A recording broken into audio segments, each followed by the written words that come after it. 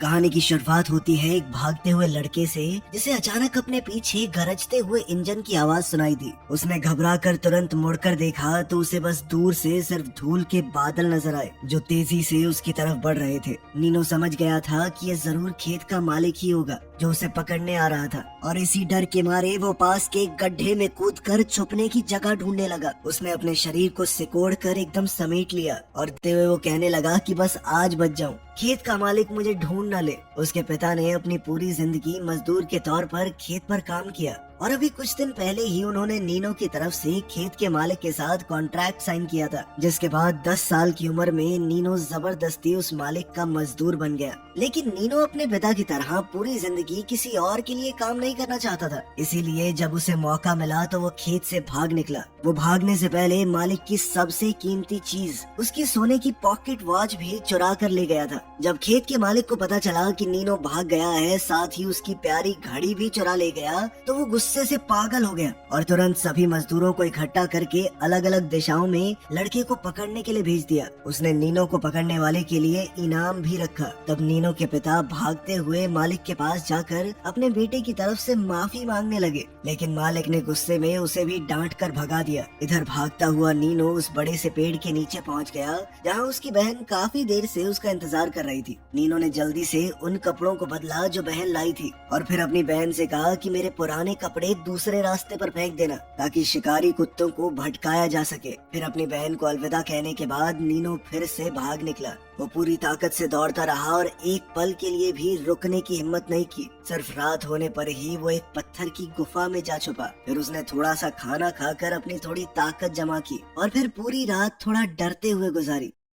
अगली सुबह खेत का मालिक शिकारी कुत्तों को मिले उन पुराने कपड़ों को लेकर नीनो के घर पहुंच गया। मालिक को यकीन था कि खेत से भागने के बाद नीनो की किसी ने तो मदद की होगी, और वो कोई और नहीं बल्कि उसकी बहन ही थी। लेकिन उसकी बहन ने कुछ भी नहीं बताया। लेकिन अब मालिक लड़की को डराने लगा। मैं सही बता रहा हूँ, तेरा भाई बहुत बड़ी मुसीबत में है। यहाँ पे सब कुछ सेफ है, बाहर डाकू लुटेरे भी होते हैं, कोई मार देगा उसे। इससे लड़की काफी घबरा गई और उसे लगा कि कहीं उसके भाई के साथ कुछ बुरा ना हो जाए, और आखिरकार उसने बता ही दिया कि नीनो उस तरफ भाग कर गया है। नीनो की माँ ने अपने बेटे के लिए भीख मांगी कि साहब उसे कुछ करना मत, लेकिन खेत के मालिक ने गुस्से में उसे जोरदार थप्पड़ मार दिया। उधर पता नहीं कितनी देर तक चलने के बाद नीनो को आखिरकार एक इमारत नजर आई जो इस सुनसान इलाके में दूर से ही दिख रही थी। यह वही बस स्टेशन था जो नीनो के भागने के प्लान का सबसे जरूरी हिस्सा था, जहाँ से उसे बस पकड़नी थी। एक बार अगर वो बस में चढ़ गया तो हो सकता है वो बच के निकल जाए। स्टेशन को इतना पास देखकर थके हारे नीनो के अंदर अचानक नई ताकत आ गई और उसने अपनी रफ्तार और तेज कर दी। लेकिन अचानक उसके कानों में पीछे से इंजन की आवाज आई। दूर से उड़ती हुई धूल को देखकर नीनो का दिल जोर से धड़कने लगा। उसे समझ आ गया कि ये जरूर खेत का मालिक ही है जो उसका पीछा कर रहा था। और अब कहानी वहीं पहुंच गई जहां से शुरुआत हुई थी। जैसे जैसे मालिक और पास आता गया, नीनो का डर बढ़ता रहा। उसकी सांसें तेज हो गई। उसने अपनी आंखों को जोर से बंद कर लिया, मानो उसने खुद को किस्मत के हवाले छोड़ दिया। खुशकिस्मती से हवा में उड़ती हुई धूल ने नीनो को बचा लिया। खेत के मालिक की नजर उस पर नहीं पड़ी। मालिक तुरंत बस स्टेशन के आसपास लोगों से पूछकर नीनो के बारे में पता लगाने की कोशिश कर रहा था, लेकिन उसे कुछ भी हासिल नहीं हुआ और बेचारा नीनो मजबूरी में बस छुपकर देखता रहा। जब वो बस जिसमें उसे भागना था धीरे धीरे स्टेशन से निकलकर दूर चली गई तो उसकी आंखें भर आई। उनके इस दूर दराज से स्टेशन पर बस बहुत कम आती थी और यहाँ पर अगली बस सीधा 4 दिन बाद आएगी। लेकिन खेत का मालिक भी ऐसे ही उसे छोड़ने वाला नहीं था, क्योंकि नीनो सिर्फ कोई भागा हुआ मजदूर नहीं था। उसने मालिक की सबसे कीमती चीज चुराई थी। मालिक ने सोच लिया था कि वो खुद नीनो को पकड़ेगा, चाहे उसे दुनिया का कोना कोना क्यों ना छानना पड़े। उसने अपने एक आदमी को स्टेशन पर ही छोड़ दिया कि यहीं रहकर निगरानी कर, जैसे ही नीनो दिखा उसे पकड़कर मुझे बताना, और फिर बाकी लोगों के साथ आगे ढूंढने चला गया। बस छूट जाने के बाद अब नीनो के पास पैदल चलने के अलावा कोई रास्ता तो था नहीं। वहीं पकड़े जाने के खौफ से नीनो इतना डरा हुआ था कि वो किसी आम आदमी को देखकर भी घबरा जाता। इसी चक्कर में एक बार वो खड़ी ढलान से फिसलकर नीचे गिरने वाला था, लेकिन फिर जंगली घास को पकड़कर उसने जैसे तैसे अपनी जान बचाई। अपनी पूरी ताकत लगाकर नीनो जैसे तैसे ऊपर वापस आया, लेकिन उसके अंदर रुककर आराम करने की हिम्मत नहीं थी। वो लड़खड़ाते हुए तुरंत आगे बढ़ गया। तभी उसे एहसास हुआ कि जब मैं गिरा तो मेरा कंपास टूट गया और अब ये काम नहीं कर रहा। अब उसके लिए भाग पाना और ज्यादा मुश्किल हो गया, क्योंकि अब समझना बहुत मुश्किल है कि वो किस तरफ जा रहा है। पता नहीं कितनी देर तक चलने के बाद उसे एक आदमी मिला जो अपने जानवरों को पानी पिला रहा था। पानी को देखते ही हद से ज्यादा प्यासा नीनो अनजाने में अपने सूखे होठों पर जीभ फेरने लगा। वो थोड़ा शांत होकर उस आदमी के पास ही छुपा रहा और रात होने का इंतजार करने लगा। जैसे ही अंधेरा छाया वो धीरे धीरे पास गया और जल्दी से अपना बैग उतारा और घबराहट में उस आदमी का खाना बैग में डालने लगा। लेकिन उस आदमी ने नीनो को देख लिया था। जैसे जैसे वो आदमी उसकी तरफ बढ़ा, घबराया हुआ नीनो अचानक मुड़कर भाग पड़ा, लेकिन आदमी ने उसे लाठी से मारकर गिरा दिया। फिर भी नीनो किसी तरह उठ खड़ा हुआ। उसने अपनी कमर से छुरा निकालकर आदमी को धमकाया कि पास मत आ मेरे, मैं मार दूंगा। लेकिन आदमी ने उसकी बात नजरअंदाज कर दी और फिर से आगे बढ़ने लगा, जिससे डरा हुआ नीनो दोबारा अपनी जान बचाकर भाग गया। उसके पास इतना भी वक्त नहीं था कि जमीन पर गिरा हुआ बैग उठा सके। बैग छूट जाने के बाद नीनो के पास अब कुछ भी नहीं बचा था, ना कोई खाना ना पानी, सिर्फ एक अकेला बेसहारा बच्चा। फिर न जाने कितनी देर बाद उसे दूर से एक इमारत नजर आई। उसने हिसाब लगाया कि यहाँ पर लोग भी होंगे, मुझे खाना और पानी मिल सकता है। इसी उम्मीद के साथ उसने आसपास ध्यान से देखा और धीरे धीरे हिम्मत जोड़कर उस इमारत की तरफ दौड़ पड़ा। उसने छुरा हाथ में कस के पकड़ लिया और थोड़ी हिम्मत बटोरता हुआ अंदर घुस गया। लेकिन अंदर बस एक टूटा हुआ पुराना कुआं था और कुछ भी नहीं। नीनो ने एक पत्थर उठाया और उसमें फेंक दिया। काफी देर तक इंतजार किया, लेकिन पानी की आवाज ही नहीं आई। उस सूखे और वीरान कुएं को देखकर नीनो फिर से पूरी तरह टूटा हुआ महसूस करने लगा। भूखा प्यासा और बिल्कुल थक चुका नीनो अब और बर्दाश्त नहीं कर पाया और वहीं जमीन पर गिर गया। पता नहीं कितनी देर बाद एक आदमी ने बेहोश पड़े नीनो को देखा और उसे होश में लाने की हर मुमकिन कोशिश करने लगा। खतरा महसूस होते ही नीनो ने तुरंत अपना छुरा उठाया और खुद को बचाने की कोशिश की, लेकिन हद से ज्यादा कमजोर होने की वजह से वो उस आदमी के सामने टिक नहीं पाया और आदमी ने उसे आसानी से काबू कर लिया। नीनो की जान बचाने के लिए आदमी ने कपड़े के टुकड़े पानी में भिगो भिगो कर उसके होठों पर लगाए और धीरे धीरे उसे मौत के मुंह से वापस ले आया। जब नीनो आखिरकार होश में आया तो उसे एहसास हुआ कि जिस आदमी ने उसकी जान बचाई है ये कोई और नहीं, वही आदमी है जो थोड़ी देर पहले जानवरों को पानी पिला रहा था। उस आदमी ने नीनो को खाना चुराने के लिए कुछ नहीं कहा, बल्कि अपना सारा सामान खुशी खुशी उसके साथ बांटा। जो बैग नीनो गलती से छोड़ आया था वो भी उसे वापस कर दिया। उसी दिन से ये दोनों साथ साथ सफर करने लगे। उसने एक दिल इंसान ने अपना सर पर बांधने वाला कपड़ा भी नीनो को दे दिया ताकि वो तेज धूप से बच सके। लेकिन उस आदमी के पास खाना पहले ही कम था और अब तो 2 लोगों में बांटना पड़ रहा था। इसीलिए उन्होंने सिस्टम बनाया कि एक दिन खाना खाएंगे और अगले दिन भूखे रहकर सिर्फ पानी पर गुजारा करेंगे। जब खाना नहीं होता था तो दोनों बातें करके ही अपना पेट भर लेते और जब भूख बर्दाश्त से बाहर हो जाती तो पेड़ के नीचे लेटकर नींद का सहारा लेते। इधर खेत का मालिक जो कई दिनों से नीनो का पीछा कर रहा था, उसने अपने आदमियों को 2 गुटों में बांट दिया और वो धीरे धीरे नीनो के करीब पहुंच रहा था। उधर नीनो को पता चला कि उस आदमी का नाम रॉय है। खैर कुछ देर बाद रॉय ने देखा कि मेरा कुत्ता जो आमतौर पर शांत रहता है इतनी जोर जोर से भौंक क्यों रहा है। जिस दिशा में कुत्ता भौंक रहा था उस तरफ से 2 लोग उनकी तरफ आ रहे थे। रॉय समझ गया कि ये लोग शायद वही हैं जो नीनो को पकड़ना चाहते हैं, इसीलिए उसने बिना देर किए नीनो से कहा कि तुम जल्दी से छुप जाओ। ये सुनते ही नीनो इधर उधर देखकर छुपने लगा। दोनों पीछा करने वाले लोग जल्द ही वहाँ पहुँच गए और पूरी सख्ती से उस आदमी से पूछताछ करने लगे कि नीनो कहाँ है। लेकिन रॉय ने पूरी तसल्ली के साथ कहा कि मैं किसी नीनो को नहीं जानता। उनके सभी सवालों के जवाब रॉय ने इतने अच्छे से दिए कि उन्हें बिल्कुल भी शक नहीं हुआ। जैसे ही दोनों रॉय की बातों पर भरोसा करके वहाँ से जाने लगे, तभी अचानक उनका शिकारी कुत्ता भौंकने लगा। वो पास के सूखे कुएं की तरफ इशारा कर रहा था। उनमें से एक ने तुरंत सूखी घास को आग लगाकर कुएं के मुंह पर फेंक दिया। कुएं के नीचे छुपा हुआ नीनो पूरी तरह घबरा गया।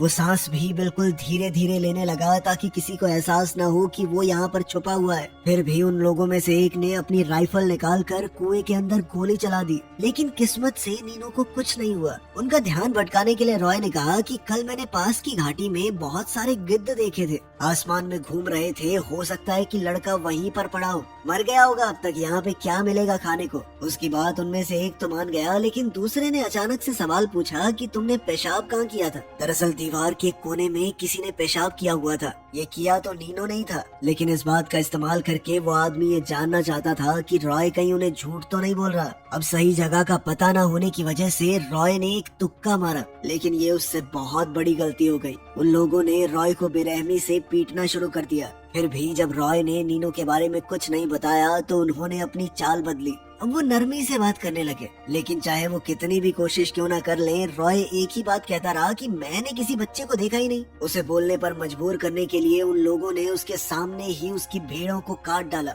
ये भेड़ ही उस आदमी के जीने का सहारा है। अपनी आंखों के सामने उन्हें मरता देखकर रॉय को बहुत गुस्सा आ गया, लेकिन फिर भी उसने नीनो के बारे में कुछ नहीं बताया। फिर पीछा करने वालों ने मरी हुई भेड़ों को सीधा उस सूखे कुएं में फेंक दिया जहाँ नीचे नीनो छुपा हुआ था। नीनो एक एक लाश को अपने पास गिरता हुआ देख रहा था। उसका दिल गुस्से से फटने लगा और आखिरकार उन लोगों ने उस आदमी के प्यारे कुत्ते को भी उसी पुराने कुएं में फेंक दिया। अब नीनो से और छुपा नहीं गया और वो तुरंत उठकर ऊपर चढ़ने लगा।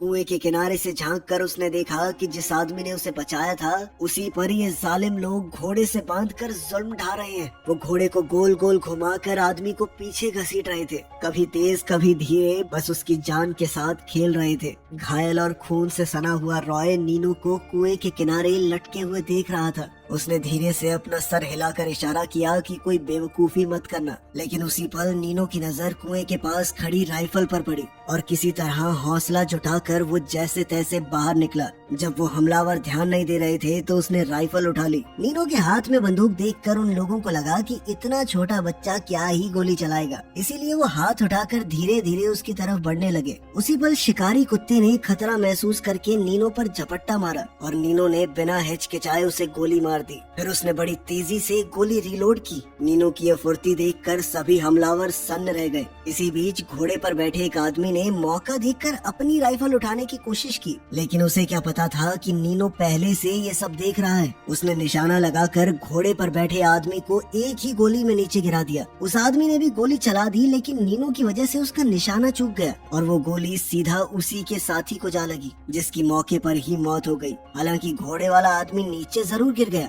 लेकिन उसके सिर्फ कान पर चोट आई थी और हार न मानकर वो तुरंत अपनी राइफल उठाने लगा ताकि दोबारा हमला कर सके। लेकिन रॉय ने फिर से उसे काबू में कर लिया। इतना जुल्म सहने के बाद भी वो नेक दिल आदमी किसी की जान नहीं लेना चाहता था, इसीलिए उसने पीछा करने वालों को छोड़ देने का फैसला किया, जिसके बाद शिकारी बेइज्जत होकर चुपचाप वहाँ से चला गया। उसके जाने के बाद नीनो और रॉय ने मिस फायर में मारे गए उस आदमी को दफनाया और तुरंत वहाँ से जल्दी जल्दी निकल पड़े ताकि वो आदमी जिसे उन्होंने छोड़ा है वो कहीं और लोगों को लेकर वापस न आ जाए। लेकिन रॉय अब इतनी बुरी तरह पिटा हुआ था कि उसका शरीर साथ नहीं दे रहा था, इसीलिए ज्यादा दूर जाने से पहले ही दोनों को रुक कर आराम करना पड़ा। उस पल के बाद से घायल रॉय की देखभाल की जिम्मेदारी पूरी तरह से छोटे से नीनो पर आ गई। वहीं जिस शिकारी को रॉय ने छोड़ दिया था वो सीधा मालिक के पास गया। उसने सब कुछ बता दिया और ये सुनते ही मालिक गुस्से से लाल हो गया। उसने अपने मन ही मन में कसम खा ली कि वो खुद नीनो को पकड़ेगा, चाहे उसे दुनिया के आखिरी कोने तक क्यों ना जाना पड़े।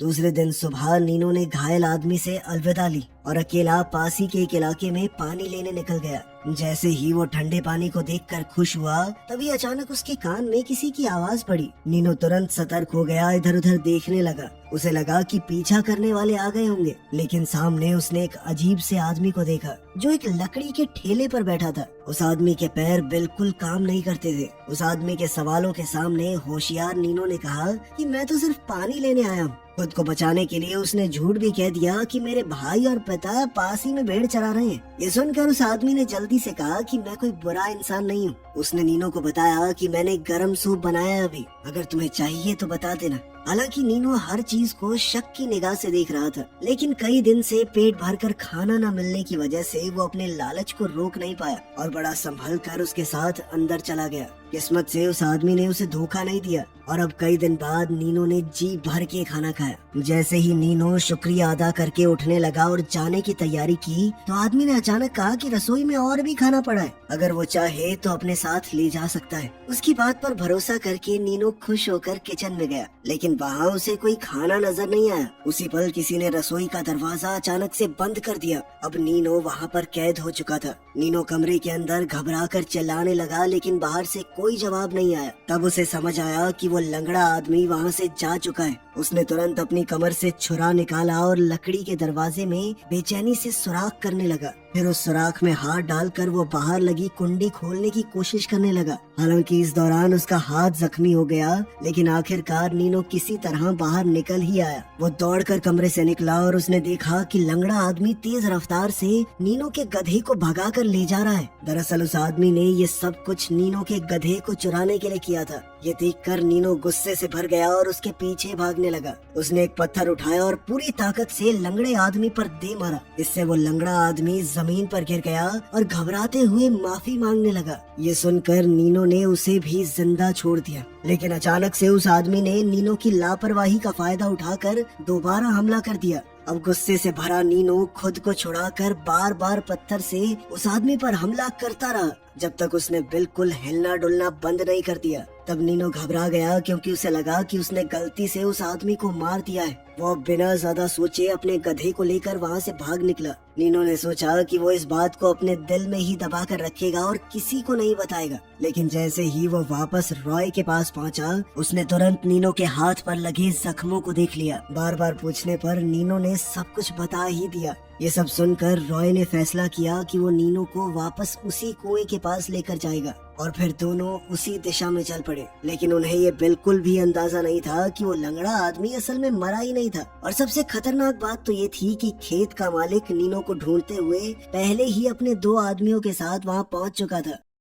वो लंगड़ा आदमी जमीन पर पड़ा गिड़गिड़ा रहा था और वो उन 3 लोगों से मदद की भीख मांगने लगा, लेकिन वो क्या जानता था कि ये तीनों बहुत ज्यादा बेरहम है। खेत के मालिक को लंगड़े आदमी की जिंदगी से कोई मतलब नहीं था। उसका सारा ध्यान सिर्फ भागे हुए लड़के नीनो के बारे में जानकारी निकालने पर था। जब उसने अपनी जरूरत के हिसाब से पूछ लिया तो फिर लंगड़े आदमी को वहीं गोली मारकर उसका खून कर दिया। फिर खेत के मालिक ने लाश को कुएं में फेंक दिया और नीनो का पीछा जारी रखा। थोड़ी देर बाद नीनो और रॉय वापस उसी जगह पर लौट आए। किस्मत से नीनो बिल्कुल बाल बाल बच गया और खेत के मालिक से उसका आमना सामना होते होते रह गया। वहीं उसके साथी ने जमीन पर पड़े खून के निशान को खामोशी से देखा, फिर इधर उधर देखा और आखिरकार कुएं के अंदर से लंगड़े आदमी की लाश निकाल ली। उसने लाश को बाहर निकालकर एक अच्छे तरीके से दफनाया। फिर दोनों ने वहीं रात गुजारी और अगले सुबह फिर से अपना सफर जारी रखा। जल्द ही वो दोनों एक वीरान स्टेशन पर जा पहुँचे, जहाँ उनका आखिरकार उस खेत के मालिक से सामना हो ही गया, जो न जाने कब से उनका पीछा कर रहा था। अब आदमी ने तुरंत नीनो को एक कमरे के अंदर छुप जाने को कहा और खुद बाहर बंदूक के साथ खड़ा हो गया, ताकि वो अकेले ही खेत के मालिक और उसके 2 आदमियों का सामना कर सके। चालाक खेत के मालिक ने पहले तो रॉय को समझाने की कोशिश की। उसने कहा कि मैं तेरी जान के पीछे नहीं हूँ, मुझे सिर्फ नीनो को वापस ले जाना है और इस सब से तुम्हारा कोई लेना देना नहीं है। लेकिन चाहे मालिक कुछ भी बोलता रहे, रॉय पर कोई फर्क नहीं पड़ा।